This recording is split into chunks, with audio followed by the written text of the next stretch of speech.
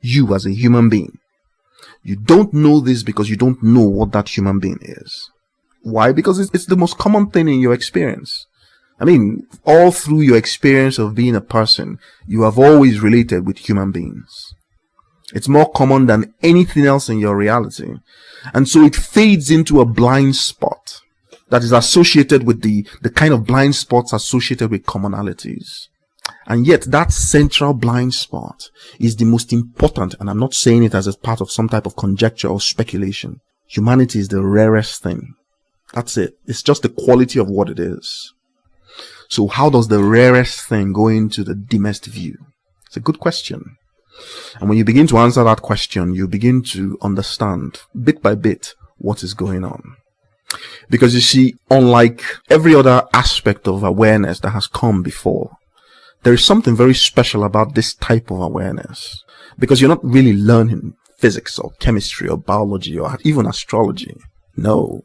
You're learning something much more. Something that astrology, begins to help you to understand. You're learning what it really is to be a human being. So it's not the product of a human being, like in the stories. No. This creature that is telling the story. Why?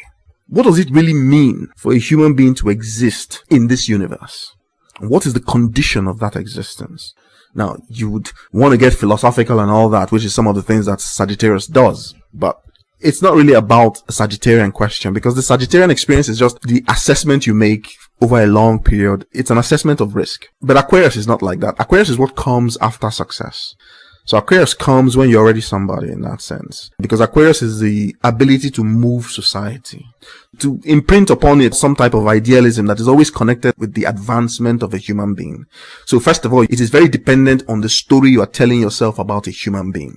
Aquarius cannot really move if that story contains problems. Once it contains problems, Aquarius will go into rebellion. That's how it works.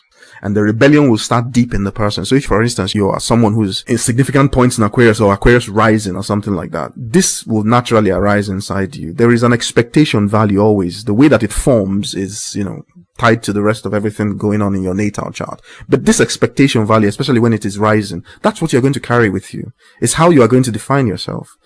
So you will have the ideal situation that you can envisage, because in your mind, you're already a successful person. That's how it is, because you can't get to Aquarius without Capricorn. So reality checks come from Capricorn in some sense, where you realize that you're not as successful as you think you are. So that creates a motivation. But the motivation is not the title at the top of Capricorn. No. It's because you want to be this other person and you want to feel more authentic about it. Your ego demands it. You want to be respected amongst your peers that you respect. So this definition of what humanity is very central to the narratives as they're coming down all over the world. So it is not the examination of any individual human story. It's the examination of human stories as a whole. What do they mean? Because there are a lot of stories being told. Some people telling stories about religion. Some people telling stories about government. Some telling stories about economics. Some people telling stories about, and the thing that cocoons them all is a story being told about blackness, anti-black racism, the pursuit of white supremacy. This is a story that is like it's a global type of story, and then all the other stories are now being told within it. So the moment you go into Libra, this is a story that you meet. Well, that's why I told you that Libra contains a lot of things. Many, many things, because it's a projection screen. So in some sense, everything that will happen from Libra onwards, it will all be projected on that screen, even though it looks like the signs are, going all the way to Pisces. You see, because just as you imagine yourself as a singular thing, you imagine the reality that you are dealing with as a singular thing as well. The idea is to recognize that the two singularities are only one. It is what we go into relationships to remember. When we do science, that's what we're really looking for. When we question anything really regarding reality, that is what we are questioning. We want to know what it means. What it means for two things to come together into a unity. That knowledge is why the orgasm is described as a knowing of some kind. I mean, can you imagine your orgasmic face? And I'm not talking about that poor quality orgasm. Everybody has them. You need them. I'm talking about the ones that really matter. And the you that floats into that space where the orgasm is playing out. Because what comes out of that is what you now call Sagittarius. And it better be carrying the things that you want in Capricorn. Because you are going to speculate don't want to call it speculating. You're going to perform risk assessment based on those things. And you'll be doing it without even realizing that that is what you're doing. But the stories in that are designed to lead you to Capricorn, whatever it is that you're imagining yourself to be in Capricorn or in the 10th house, right? Now, this narrative has gone longer than I thought it would, but generally what I wanted to do was to give a rundown of what this journey from Leo to Aquarius really is. And you can pick any of them, the oppositions, you can pick any of them. The narrative is something similar. And this is what makes natal chart synthesis, it allows you to go deeper into the narrative, and you must go deep because the human being is deep. And in order to be able to see the patterns that exist there. And I want to teach this. I'm already trying to do that with my lectures. So if you want to learn more, come subscribe to my lectures. But some of the narratives that I give, they always involve the scientific perspective, because like I've said, there's no science really. There's no religion. There's just the nature of what you understand and what you don't. You see? And that's what patterns your reality. Because the observations, the things that you know, wherein which you do not entertain questions there anymore, they sit as your conviction.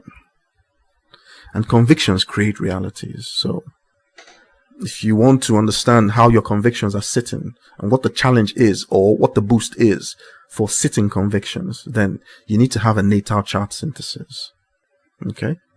Whoever's looking at it needs to be able to synthesize the information, because that is the pattern. The pattern is static. It's a snapshot. It's like looking at a picture. You need more. But the more is encoded in this is old. Astrology is very old. Okay? And so it is built on a science that human beings don't even understand exists in the first place, not to talk of understanding. Today, when people look at the cosmos, they look at it as, they give these stars different names based on certain type of categories that have to do with science. They do not realize that when you're looking up, you're really looking at yourself, but you don't know anymore. Do you know how long it takes to establish that kind of knowledge as a conviction? My latest estimate is that the civilization from where astrology comes from, they were at a minimum 78,000 years old. The reason why that sounds like a crazy idea is because they were black Africans. I'm not saying it so that I can sound, like I'm black, obviously, but that's not the reason why I'm saying it. I'm saying it because it is most likely true. The evidence I have for it, there's still a few spots in there awaiting confirmation. Okay? But I give it a very high level of confidence. Why? Because when I tell you the story, you probably would believe it. You probably would accept it, as truth, based on the evidence that I will showcase. But you should need more, because truth is not something that is. You should need more, and so I'm waiting for more. I'm waiting to properly understand one or two things. Okay? But the way that the world has been presented allows some type of blockage in the ability of human beings to know what is really going on. And that's not a good thing, because you don't want to make a human being crazy. Human beings can be very destructive. A human being that still believes it's an animal is very, very destructive. Look at the world around you. You see, animal stories have no business with human beings. Being a human means leaving that reality behind. And people have done so. Look around you. People live amongst people. Okay? You have to leave the motives of the animal behind. And one of the things that make these motives stronger than most is because of limitation. But limitation is only a function of knowing. And the human being is the most advanced form of knowledge that anybody knows of, or anything you can't even imagine. Alright? There's a reason why we say that there's no definition for God, because every definition is going to be a human definition. Your mind, your imagination can stretch and keep stretching. It is only limited by what you have experienced. You see? And so this is an expansive space that is waiting for us to populate, to understand. Can you imagine knowing the stars, not as just gas giants or whatever, knowing them as consciousness potentials? And even telling stories regarding how that consciousness will play out once it becomes self-aware. Can you imagine what this is? Of course you can. It's a science. It's not woo-woo. It's not mumbo-jumbo. There are pathways. And people have been telling those stories for a very long time. It's just in the era that we are in, those stories have been suppressed and buried. They've been crushed out of, the common general populace. You see? About the advancement that human beings have attained. The nature of ascension. Because ascension is a phenomenon of knowing. You see? And like I've said many times, this knowledge is not the knowledge of a particular Listen, people know a lot of physics, know a lot of chemistry. A lot of technologies have come out of these things, but they don't know anything. Because that thing, all those science, where do you think it comes from? It's coming from the stories that you're telling yourself. Well, who is the one doing the storytelling then? And why are you compelled to even tell narratives? Do you know? If you don't know, then how do you know the quality of narratives you're telling? How do you know what you're really saying? Okay? So it's not just about the individual solutions to problems. It's about what it all means together. And it is only on that level that it makes sense. So the ideology currently is to have a planet that is converted to junk, where people just take different parts of the planet and convert it into something that it can have no more movement. You know, the whole idea of recycling is just a nonsense. You cannot recycle this because the idea itself opposes recycling, regeneration. Okay, so all these narratives, they are one-track ponies.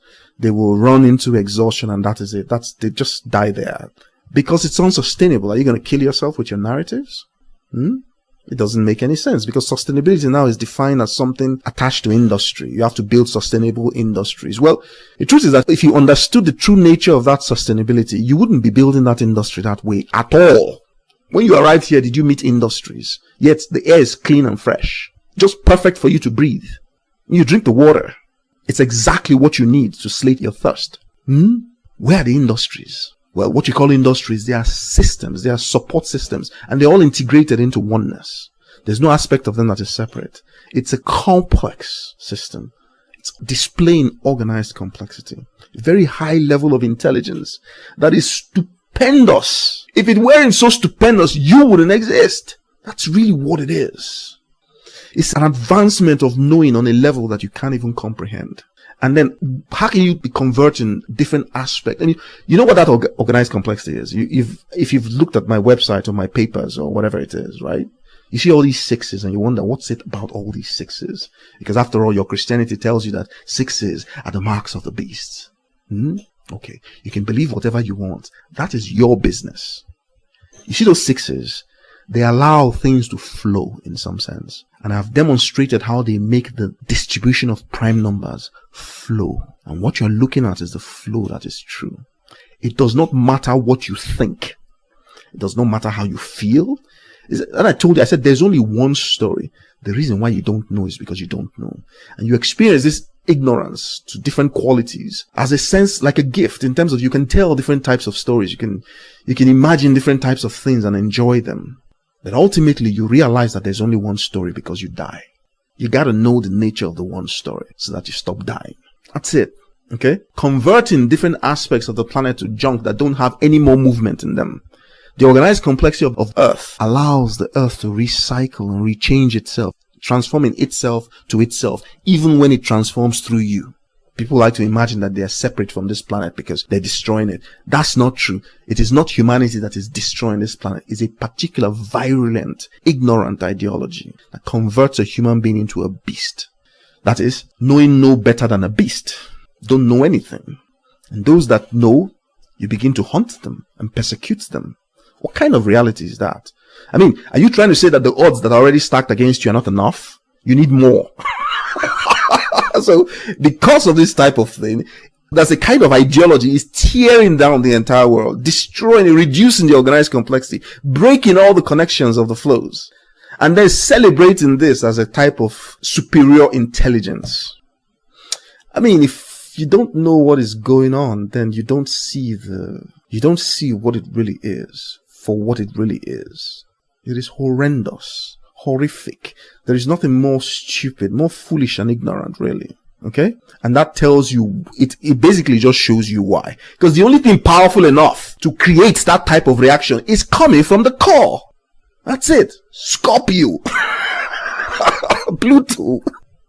You know what I'm saying? The narratives attached to sexuality, bringing out this thing as in this way. You know, you look at it as an expression of a destruction, just dismantling, the most advanced thing, and just cannibalizing it really and turning it into junk. I mean, how many iPhones are, how many mobile phones really are manufactured every year? Now, I'm not saying these things are entirely useless, but listen, you don't have individual solution points in the universe. You have individual solution points in the universe that represent one solution. There's no separation. I mean, there are billions and billions and billions of iPhones now, right? I should imagine, right? Or just phones in general. Mobile. What the hell are you going to do with all of those things? Since you're manufacturing billions every year, what are you going to do with all of them? You're going to dig a big hole in the ground and dump all the mobile phones, dead mobile phones, and blah, blah, blah, or recycled. That's a joke. Now, when modern people have been exploring for natural resources, did they find any hole where they found something like that? It means that nobody in human history buried this type of thing because nobody produced it. Now, the thing that allows people to accept this thing today is that nobody was as smart. It is evidently not true. If, for instance, if you've been studying astrology and all that, you realize that this is just nonsense. After all, where did astrology come from when it's coming from thousands of years in the past? So who knew these things thousands of years in the past? Or you think you can know this just by licking your hand and putting your finger in the wind? No. Convictions require evidence. A human being is a natural question. So what do you think that question? How do you think you live with that question? You live with the question because you're able to answer the questions and you define your self-experience by how you're doing that. That's really what it is. Okay? So you're able to accept this type of thing because of the mind that is corrupt, the narratives that are corrupt in the mind. Otherwise, once you see something like that, you immediately say, this is bullshit. You see, nature don't make things like that because if it does, it wouldn't survive. It's too fragile. It will break. You think you're going to have anything from the modern era lasting thousands of years? It's impossible. Nature will break it to smithereens in some sense and litter it all over the place. And since it can't really move any more than what it is, then, some aspects may degrade, but degrade in which way? How does that contribute to the environment? What it really is going to be is just junk. A planet of junk. Well, if that planet were that type of junkyard, it couldn't have made life. It couldn't have made you. It couldn't have made me. So now you would say, in that case, the planet is doomed. It's not. You know why I emblem the sixes on my webpage, on my book, on my, you want to know why? Because what I discovered is that I've already talked about how underlying the distribution of prime numbers, you have these sixes flowing. They're flowing. It's an emanation. Now people would say, bullshit. Well, I have a proof of Riemann's hypothesis. And that Riemann's hypothesis is a statement regarding the distribution of prime numbers. And you are welcome to go and examine my proof. It's on my website. Okay? It's there because there is this flow. It is the thing that does not change. However you scale the numbers, because the prime numbers are not really changing. They're allowing you to experience something that is not changing as if it's changing. That's the organized complexity in your head. That's why I told you that there's only one story, so there's no outside. Okay? Now this distribution of prime numbers, prime numbers, what are they, right? I'm not going to go into that, but they have a certain way that they appear. And it just comes out of relational orders. It's not, it's the system of relational orders, the infinite system of relational orders. As they interact with each other, primes emerge. And these sixes, they flow through those primes. The primes and their distribution, they're as complex as anything that you can measure, anything that you can assess, really. Their distribution is as complex as chaos. And you have to understand that chaos is not the way that you interpret it in your everyday life. Chaos is mathematical in some sense. There is something called chaos theory, the study of chaotic systems. It represents a kind of fractal chaos, but you got to know what the fractal is. Those are the sixes. And so the sixes become the most reliable thing in that emergence. It's a testament to reliability. You can find similar examples for how reliabilities are maintained in factories or manufacturing or whatever. It's like a metronome, something that is making sure that everything is, What it does is that it tames chaos. That is, it helps to make things that are not understood better understood. That's what those sixes are. That's why I blaze them on my... Now, if you decide whatever you think, that's your business. But just know that without reality being built this way, you wouldn't exist. And I'm not stating this speculatively. I am stating it as a matter of fact. So what you think about it, it's a mathematical proof. Who cares? Okay? So the idea is that it orchestrates. It builds from the ground up. I have some of my papers talk about how a kind of lattice structure encompassing these sixes is what begins to scale and grow, but the sixes stay the same. the mandate to keep the sixes the same. That is what patterns all the laws of physics. Once you know that, then you have a good grasp of organized complexity. Then all complex spaces, including computational complexities, they become patternable. Because nature has already done this. I mean, how do you think you're built, really? You're built from carbon. What do you think carbon is? What do you think it's a representative? In fact, I had a paper which I published yesterday talking about the Hoyle resonance, the triple alpha process that allows 3 helium nuclei, alpha particles, to come together to form carbon-12. And that when the calculations were done in the early 40s or something like that, I don't remember the time, the carbon emerged with too much energy. And naturally, that energy, is not known to be a stable point for carbon. So naturally, the carbon should fall apart. It shouldn't even form in some sense. But there is a certain rate of carbon formation in stars that is necessary to explain the amount of carbon that is seen in the universe. And so this scientist, Fred Hoyle, brilliant man, wasn't very famous for other reasons, but brilliant man. He theorized that, wait a second, we can work our way from the answer to the question, because obviously carbon exists. The universe relies on carbon to build life. Life is the most complex thing. So this carbon must come from somewhere. It means that these stars must make carbon. Let's figure out how they're doing it. So he theorized that there was a process via which carbon is able to lose the excess energy in some sense. And that this is symbolized by some type of resonance state.